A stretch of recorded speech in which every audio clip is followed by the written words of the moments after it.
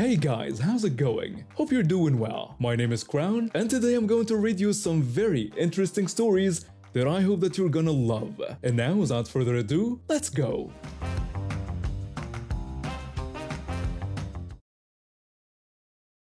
I'd been in warehousing and logistics for about 7 years before landing this job. My previous company went under during the pandemic, so when this place offered me a position, I jumped at it. They were a big operation, profitable, stable, the kind of place where you could actually see yourself sticking around. The work itself was fine, better than fine. My direct supervisor was sound, the team was decent, and the pay was reasonable enough that I wasn't constantly checking my bank account with dread. I genuinely liked coming in most days, which was more than I could say for a lot of jobs I'd had. Then December rolled around during my first year there. I noticed people getting excited about something called the Christmas hamper. I thought it was just general festive chatter, but then I saw a few of the long-timers walking out with these boxes. I asked one of my colleagues what the deal was. He told me you get one after 5 years, said it had a bunch of the company's products in it, some chocolates, that sort of thing. I asked if he meant 5 years just for a box of stuff we literally make here. He agreed and said he knew it was a bit much, but that was the policy. I let it slide. It seemed absurd, sure, but I wasn't about to kick up a fuss over a hamper I didn't even want that badly. What really got under my skin was the principle of it. This was a company pulling in over 25 million quid a year, employing about 200 people, and they couldn't be bothered to give everyone a token gesture at Christmas unless you'd been loyal for half a decade. Not even a fiver in a card. Nothing. I'm not someone who needs constant validation or rewards for doing my job. I show up, I do the work, I go home. But this felt pointed somehow, like they were saying your first few years here don't really count. You're not really part of the family yet. So I decided to make a point of my own. It started simply enough. When the operations manager, this bloke who always made a show of being matey with everyone, came round wishing people happy holidays, I just nodded and got back to work. He didn't notice the first time. Or if he did, he didn't say anything. But last year, about 18 months into my time there, he made a point of stopping by my station. He wished me a happy Christmas and said he hoped I'd have a good one. I looked up, gave him a polite smile, and went back to my screen without saying anything. He stood there for a second, clearly waiting. Then he asked if he wasn't getting a Merry Christmas back. I told him he'd get one after he'd been my boss for 5 years. His face went through a few different expressions. Confusion first, then realization, then something that looked like annoyance trying to hide behind a smile. He said that was a bit petty, didn't I think? I asked if it was. I said I was just following company policy. 5 years before you get the good stuff, right? He argued that wasn't the same thing. I told him it felt pretty similar to me. He opened his mouth like he was going to argue, then seemed to think better of it and walked off, shaking his head. The thing is, I'm British. Painfully so. I apologize when other people bump into me. I say please and thank you to automated checkout machines. Not returning someone's well wishes feels physically uncomfortable, like walking out of a shop without buying anything after the staff have been helpful. It goes against every fiber of my upbringing, but I committed to it. If they could arbitrarily decide that 5 years was the magic number for acknowledging someone's value to the company, then I could decide the same thing applied to seasonal pleasantries with upper management. Everyone else got my normal cheerful responses. The warehouse lads, my supervisor, even the finance team, when they came down to sort out a payroll question. Just not anyone above operations level. Word got around. Some people thought it was funny. Others thought I was being unnecessarily difficult. I didn't really care either way. The job itself was still good. I still got on well with my actual team. Still did my work properly. Still had a laugh during breaks. This was just my own small act of resistance against a policy I found ridiculous. A few weeks after that exchange, there was a management meeting about employee satisfaction. I wasn't in it, obviously, but my supervisor mentioned it to me later. He said apparently someone brought up the hamper thing. Said maybe 5 years was a bit steep. I asked what came of it. He told me they were thinking about reviewing it. No promises, but it was on the table now. I remarked that was interesting timing. He said, yeah, well, might have something to do with someone pointing out how daft it looks when you actually think about it. I didn't ask if my little protest had anything to do with it. Probably didn't. But it felt good to know the conversation was at least happening. The operations manager has been noticeably less chatty with me since then. Still professional, still does his job, but there's definitely a coolness there now. I can live with that.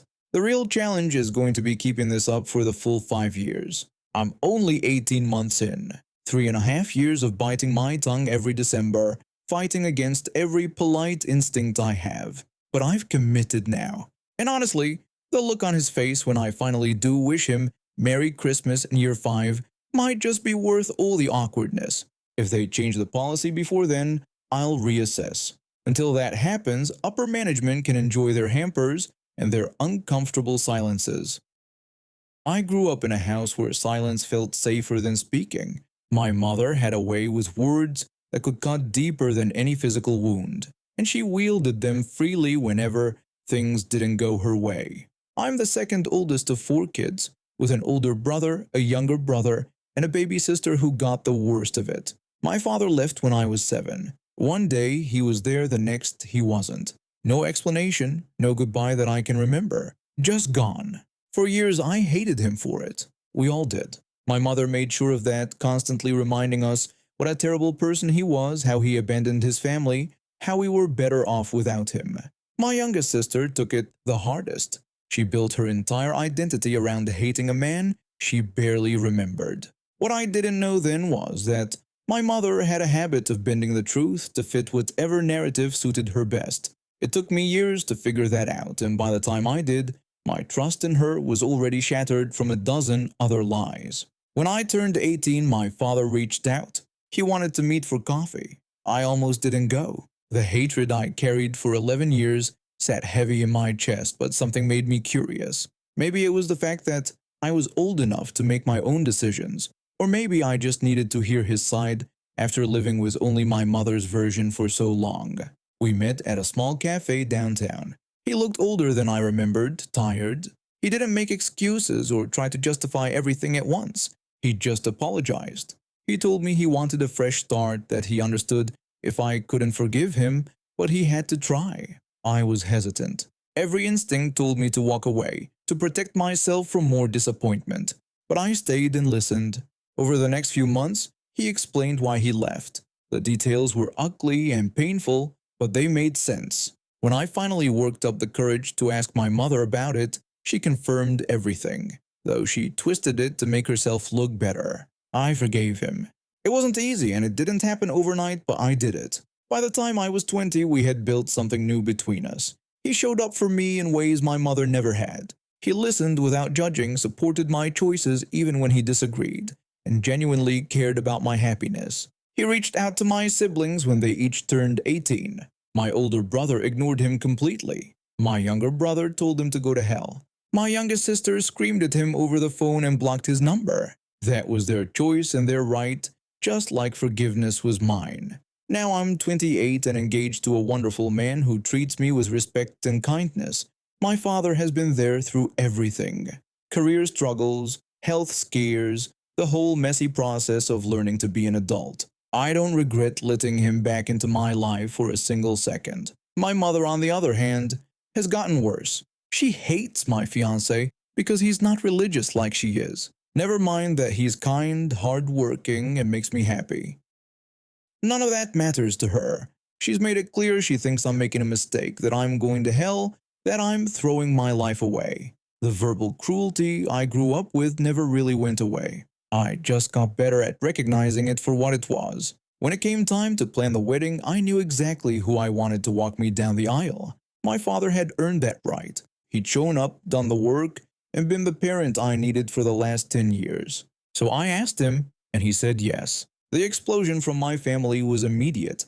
My mother called me, screaming about how dare I disrespect her like this, and how dare I choose him over her. My siblings weren't much better. My older brother sent a long text about betrayal. My younger brother called me selfish. My youngest sister told me I was dead to her. They demanded I uninvite my father. They said my mother should walk me down the aisle instead. When I told them no, they threatened not to come to the wedding at all. We met at my mother's house to discuss it, all of them sitting there like a jury ready to pass judgment.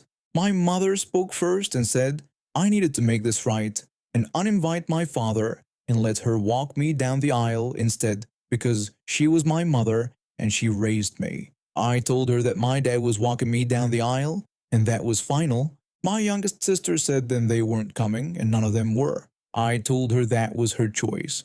My older brother asked if I was really going to choose him over my whole family. I said I was choosing the person who'd been there for me and the person who didn't lie to me or tear me down every chance they got. My mother said she did everything for us ungrateful children. I told her she did what suited her and there was a difference. My younger brother said our father abandoned us. I said he left a toxic situation and maybe if any of them talked to him instead of just hating him because our mother told them to, they'd understand that. My youngest sister called me a traitor. I told her I wasn't and I was just done living my life based on their anger. I said they could hate him forever if they wanted, but I wasn't going to. My mother said if I did this, I was choosing to lose my family. I told her if her love was that conditional, then maybe it wasn't worth having. The silence that followed was deafening. My older brother stood up and left without another word. My younger brother followed. My youngest sister looked at me with pure disgust before walking out. My mother just sat there, clearly expecting me to break, to apologize, to bend like I always had. I told them the wedding was in 3 months, and they were all still invited if they changed their minds. But my dad was walking me down the aisle whether they liked it or not. I left before she could respond. 3 months later, I got married. My father walked me down the aisle with tears in his eyes. My fiancé's family filled the seats where my mother and siblings should have been. The ceremony was beautiful. The reception was joyful, and I didn't miss the people who weren't there at all. I've spent 8 years behind a camera at weddings, and the drama never stops surprising me. Crying brides, drunk relatives throwing punches, grooms fainting at the altar. But what happened last Saturday at the Riverside Manor topped everything I've ever witnessed. The bride reached out to me 6 months before her big day. Right from our first meeting at a coffee shop downtown, I knew she was going to be difficult. She showed up 20 minutes late and didn't apologize. She wanted everything perfect, which most brides do, but her version of perfect meant everyone else had to sacrifice their sanity. She talked for 40 minutes about how her centerpieces needed to be photographed from specific angles, and how I absolutely could not take any pictures of her from her right side. She also demanded that I be available from 6 in the morning until midnight, which was way beyond my normal hours. When I mentioned the extra cost would be around $800 more, she waved her hand like money was nothing. The groom seemed like a genuinely nice guy. Quiet, polite, the type who apologizes when someone else bumps into him. He barely got a word in during our meeting. His father was cut from the same cloth. Sweet old man in his late 60s who had just retired from teaching high school history after 35 years. He walked with a limp from a bad knee that needed surgery, but he kept putting it off. He always wore this warm smile and called everyone dear or sweetheart. 2 months before the wedding, the bride decided she wanted this extremely specific cake from a bakery 3 hours away in Millbrook. Not just any cake from them, but their signature 7-tier masterpiece with hand-painted fondant flowers and gold leaf detailing. The price tag was around $4,000. Her parents had already maxed out their budget on the venue and her designer dress that cost $6,000. So she turned to her future father-in-law. I only know this because I was doing a venue walkthrough when she was on the phone with him, not even trying to keep her voice down. She said that since he was retired and had all this free time, the least he could do was drive up there and pick up the cake the morning of the wedding. She said his son deserved to have the perfect wedding and this cake was non-negotiable. I could hear him trying to protest on the other end, but she just kept talking over him. She told him she had already put down a deposit of $1,000 and he just needed to pay the remaining $3,000 when he picked it up. The wedding day started normal enough. I arrived at 6:30 in the morning to photograph the bride getting ready in the bridal suite. She was already in a foul mood, snapping at her bridesmaids over every little thing. One girl's hair wasn't curled tight enough, another's lipstick was too pink. The makeup artist looked like she wanted to escape. When the florist delivered the bouquets 15 minutes late, she threatened to leave a one-star review everywhere she could. Her mother tried to calm her down, but that just made things worse. She yelled that her mother never understood what she wanted, and this was supposed to be her special day. The ceremony was scheduled for 2 in the afternoon. It went off without any major problems. The groom looked genuinely happy when she walked down the aisle. His father sat in the front row, beaming with pride, despite the pain I could see in his eyes every time he shifted in his seat. I got some really beautiful shots of the groom and his father together before the ceremony started. The old man had tears in his eyes. The reception started at 5. Cocktail hour lasted an hour with past appetizers and an open bar. Dinner was served at 6:30.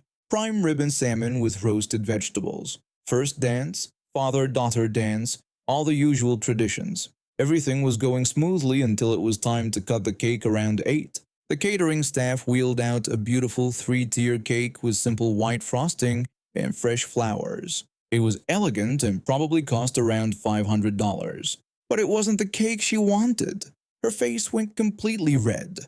She looked around frantically until her eyes landed on her new father-in-law, who was sitting at a table near the dance floor chatting with some relatives. He looked exhausted and was rubbing his knee. She walked over to him and I started shooting because I could tell something was about to happen. That's my job.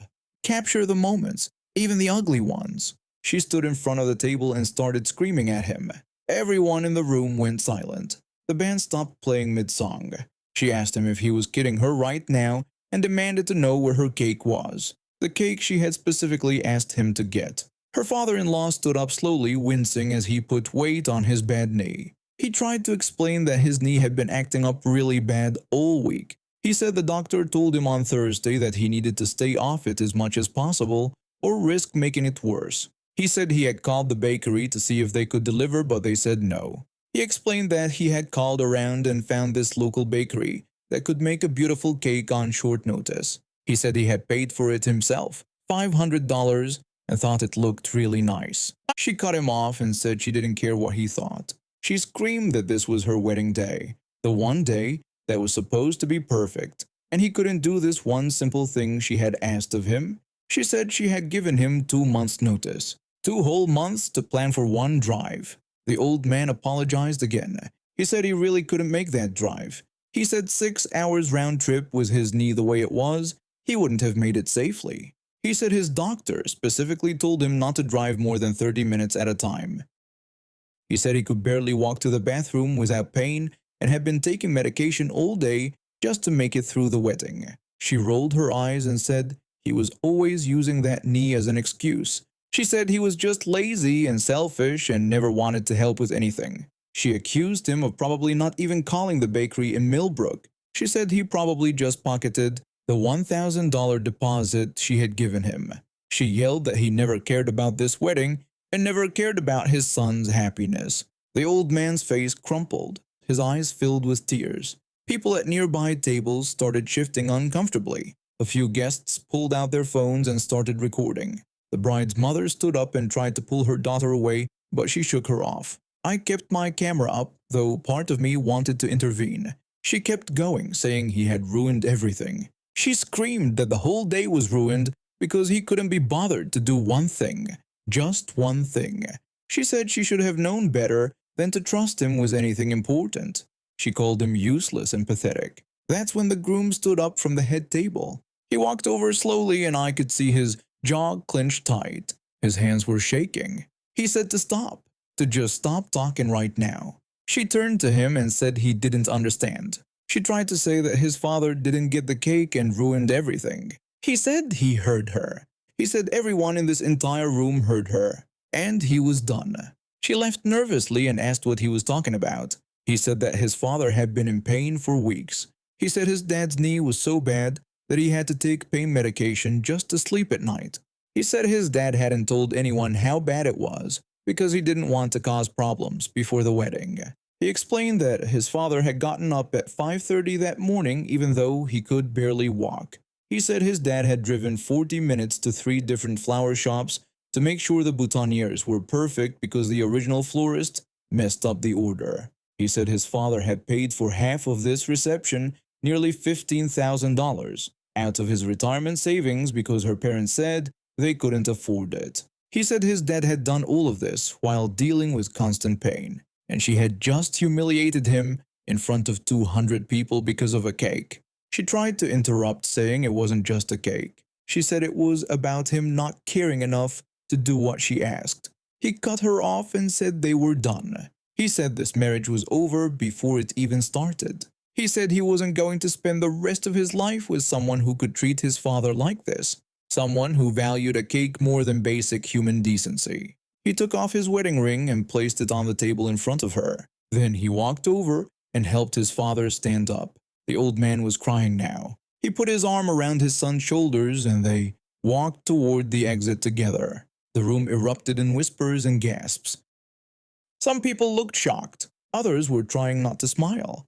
A few of the groom's relatives started clapping. Then more people joined in. Soon half the room was applauding as they walked out. She stood there frozen, mascara starting to run down her face. Her mouth was open but no sound came out. Reality was finally hitting her.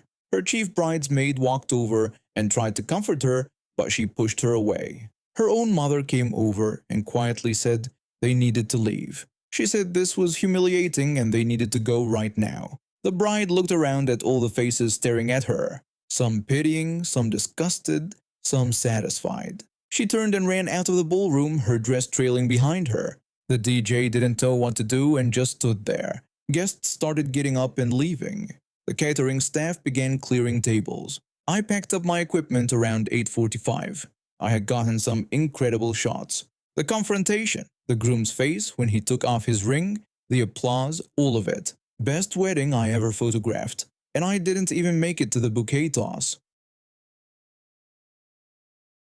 For the past few years, I've been going to the same gym.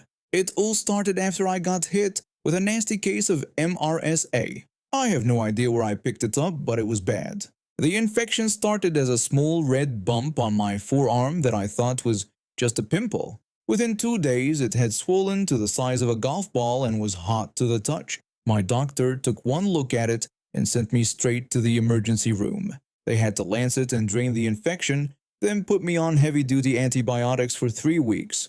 The whole ordeal cost me over $800 even with insurance. My doctor told me that gyms are basically breeding grounds for all kinds of bacteria and viruses. MRSA, staph, E. coli, norovirus, you name it. That infection ate through my skin and I needed weeks of antibiotics to clear it up. Ever since then, I've been serious about washing my hands after every workout. Some people probably think I'm paranoid, but when you've been through something like that, you don't take chances. The gym I go to is one of those 24-hour chain places. I pay $39.99 a month for the basic membership. Nothing special, but it has what I need. Free weights, cardio machines, and a bathroom that's usually decent. I have the same routine every time. I get there around 6:30 in the evening after work. 30 minutes of weights, 20 minutes of cardio, then straight to the bathroom to wash up before I head home. This day was no different. I just wrapped up my workout and headed to the men's room. The bathroom layout is pretty basic. 2 urinals on the left wall when you walk in. The sinks are right across from the entrance, and the paper towel dispenser is on the wall between the sinks and the door. If someone's standing at the sinks, they're blocking the only way in or out. There's also 2 stalls further back, but I try not to think about what goes on in there. I pushed the door open and saw a guy at one of the urinals. He was wearing the same workout clothes I'd seen him in earlier when I was doing squats. Didn't give it much thought. I went to the sink and started washing my hands the right way. Soap, scrubbing between the fingers, under the nails, all of it. I counted 20 in my head every time to make sure I do it long enough. I was rinsing when I heard him zip up behind me. I looked in the mirror and watched him. He finished up and started walking toward the exit. Walked right past the sinks like they weren't even there. Didn't slow down at all. Didn't even glance at them. Just headed straight for the door where I was standing. Something inside me just went off. I'm so sick of people being disgusting. This guy just had his hands on himself in a public bathroom and was about to leave without washing. He was going to touch equipment that other people use. The same equipment I probably use tomorrow. Maybe grab a drink from the fountain. Touch the door handles. Touch the locker room benches. Spread whatever bacteria he had all over the gym. And I'd seen this guy before. He was one of the regulars who came in around the same time I did, which meant he did this every single day. I reached for the paper towel dispenser and started pulling out towels. He was getting closer, clearly expecting me to move. I started drying my hands with extreme care, each finger individually, between each finger, the backs of my hands, my wrists, even a bit up my forearms. I took my sweet time. He slowed down and stopped a few feet away, waiting for me to finish and move. I could see him in my peripheral vision just standing there. But I wasn't done. I needed more towels. These cheap gym paper towels don't absorb much. I pulled out another handful and kept going with my drying process, made sure to get every last drop of water. He shifted his weight and moved slightly to my left, trying to find a gap to squeeze through. I saw him move and shifted my body just enough to make that side narrower. Not obvious, but enough that he'd have to push past me to get through. He hesitated, then moved to my right instead. Perfect timing. I crumpled up my paper towels and turned to my right, moving toward the trash can on the wall near the door. He stopped again, blocked once more, but I wasn't throwing the towels away yet. I paused, examining them like I'd missed a spot on my hands, held them up to the light like I was inspecting my work. He let out a loud sigh behind me. I could feel how frustrated he was. Good. Then I made my move. I turned back to my left and reached for the door handle. But here's the thing about gym bathrooms. You don't want to touch that handle with your bare hand. Not after watching dozens of guys walk out without washing. Not after knowing what I know about bacteria. So I used the paper towels I was still holding to grip the handle. I pulled the door open slowly, still using the towels as a barrier. He started to move forward, probably thinking he could slip past me as I left. But I stopped in the doorway and turned back one more time, leaning across to finally throw the towels into the trash can. Had to make sure they went all the way in. Can't leave trash on the floor. The whole thing probably took about 30 seconds. Maybe 40. Could have been 45. But I made sure every second counted. He finally squeezed past me with a look of pure annoyance on his face. He said something under his breath that I couldn't make out, but I could tell it wasn't nice. Probably called me a name or two. I just smiled at him, gave him a friendly nod. He could have washed his hands. Would have taken 20 seconds, maybe less. Would have been faster than waiting for me to finish my hand-drying show, but he chose not to. He chose to be gross. I walked out behind him and watched as he went straight to the bench press. The bench press that's always the most crowded equipment in the gym. Watched him grab the bar with his unwashed hands. Watched him adjust his grip multiple times. Watched him touch his face between sets. Scratch his nose. Wipe sweat from his forehead. Watched him take a drink from the water fountain. Put his mouth right on the spout. Some woman was waiting to use the bench after him. She looked like she was new to the gym. Had that nervous energy that beginners have. She had no idea what she was about to touch. Had no idea where his hands had just been. I see it all the time at this gym. At least half the guys don't wash their hands after using the urinal. And the number who don't wash after using the stalls is even worse. Maybe 1 out of every 5 actually washes. These are people who then go and touch every piece of equipment in the building. They wipe their faces with towels. They touch their phones. They shake hands with their workout buddies.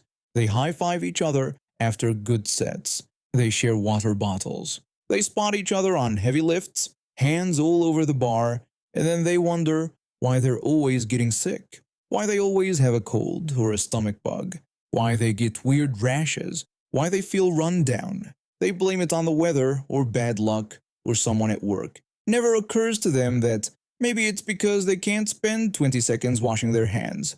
That maybe the reason they keep getting infections is because they're touching their face with hands that just touched their junk. He was still working out when I left. I saw him move over to the lat pull-down machine, watched him grab those handles that probably 20 people had touched that day. I made sure to wipe down every piece of equipment I used on my way out. Used the sanitizer spray and paper towels the gym provides.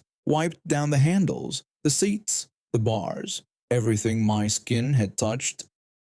Because unlike some people, I actually care about the next person who has to use this place. I've thought about saying something to the gym staff, maybe putting up signs in the bathroom. But I know it wouldn't do any good.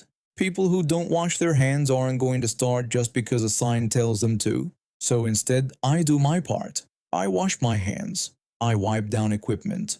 And when I get the chance, I make sure the people who skip the sink regret that choice. Even if it's just for 30 seconds. Even if it's just a minor inconvenience. Maybe one day one of them will realize that washing would have been easier. But I doubt it. My dad isn't the type to cause trouble, but what happened to him a few months ago still makes me laugh every time I think about it. He's lived in this small village abroad for years now, and over time he's built up a nice network of friends who grow their own organic food. Fresh vegetables from one neighbor, homemade cheese from another, that sort of thing. But there's one thing that's surprisingly hard to find in our country, even with all these connections, and that's real honey. Unless you personally know a beekeeper, you're probably going to end up with honey that's been mixed with sugar syrup. If you're lucky, maybe 70 or 80% of what you're buying is actually honey. The rest is just cheap filler that companies use to stretch their product. It's frustrating when you know what real honey should taste like. My dad got lucky though. He's friends with a beekeeper who produces 100% pure honey, the kind that most people never get to try. This guy doesn't sell commercially. He keeps his honey for family and close friends only. One day, this friend gave my dad a few jars as a gift, and my dad said it was the best honey he'd ever tasted in his life. The flavor was incredible, nothing like the stuff you buy in stores. Naturally, my dad wanted me to try it too, so he asked the beekeeper if he could buy a few jars to send my way. The beekeeper hesitated at first because he rarely parts with his honey, but eventually he agreed. My dad was thrilled. He packed those jars like he was preparing them for space travel. Each jar got wrapped in multiple layers of bubble wrap. Then he filled the box with packing peanuts until there wasn't a single gap left. After that, he sealed the whole thing with what must have been an entire roll of duct tape. When he was done, the box looked absolutely indestructible. You could have thrown it off a building and it probably would have been fine. My dad took this armored package to the post office, filled out all the paperwork, and explained to the clerk that the box contained 6 jars of honey. The clerk looked at the form and jokingly asked if he should put down €5 as the declared value. My dad laughed and told him no, this honey was worth much more than that. He even asked if he could pay extra to get a fragile sticker put on the box. The clerk just smirked and told him good luck with that. Weeks went by. I never received anything. My dad started getting worried and went back to the post office to ask about it. The workers there told him the package wasn't even in their system. They said they would start a procedure to try and locate it. My dad wasn't happy, but what could he do? 1 week later, they called him and said they'd found it. They asked him to come collect it.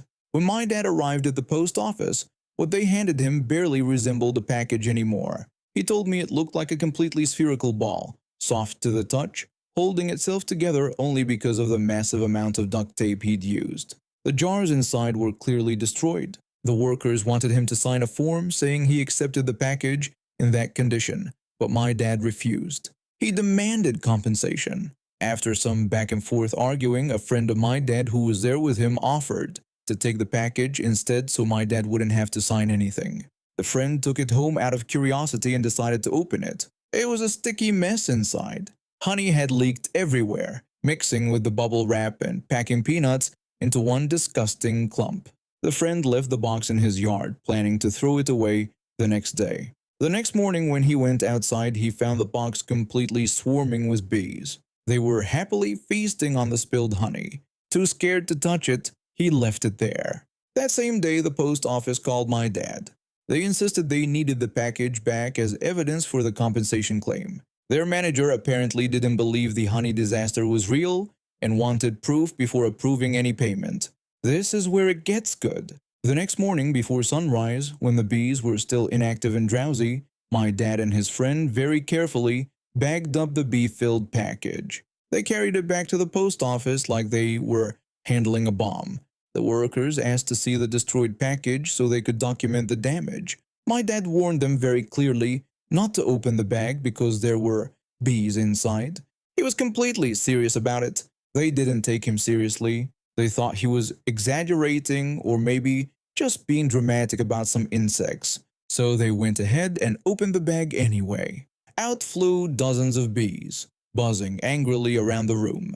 Complete chaos erupted instantly. Clerks started running outside, waving their arms around like they were under attack. Others grabbed newspapers and folders, trying to chase the bees toward the door and windows. People were shouting and ducking. It was absolute pandemonium. Thankfully, nobody got stung, probably because the bees were more interested in escaping than attacking anyone. But the entire post office had to be evacuated while they dealt with the swarm. The entire time this was happening, my dad just stood there enjoying the show. He didn't run, he didn't panic. He just watched with this satisfied expression on his face. Finally, he told them very matter-of-factly that he had warned them not to open the bag. Nobody argued with him after that. They took photos of the destroyed package once the bees were gone and filed all the necessary paperwork without asking my dad to sign anything he didn't want to sign. A few weeks later, my dad got his money back. Full compensation, no questions asked. I still haven't tried that honey though. Maybe one day my dad will manage to get some to me safely. But after hearing this story, I'm thinking maybe hand delivery would be better than trusting the postal service. And now we have reached the end of today's stories. Thank you for watching, and see you next time.